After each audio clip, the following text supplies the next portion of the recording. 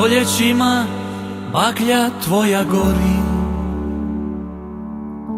i ime ti u vremenu piše, riječi vjere o kraljevstvu vječnom, koje tamo zlo zauvijek briše. Puno staza, riječi još više, ne brinuć tko i gdje te sluša.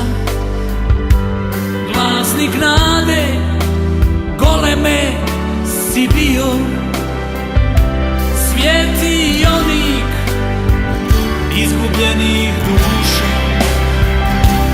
Dobri oče, tragovima tvoji,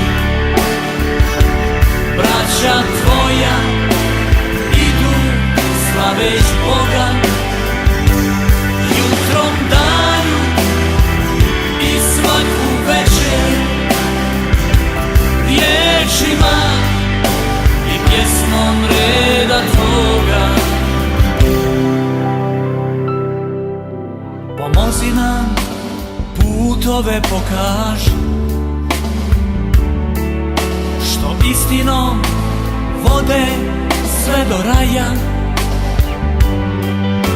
U nadi da i za nas ima mjesta, s tobom sjesti na gozbu bez kraja.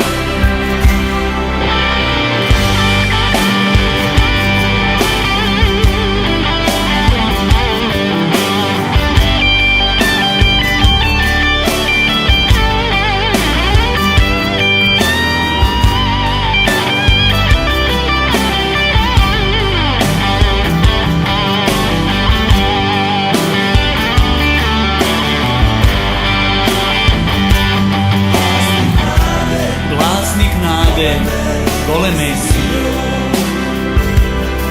svjetionik izgubljenih duša.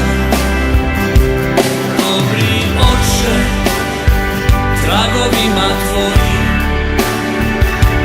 sestre tvoje idu slaveć Boga.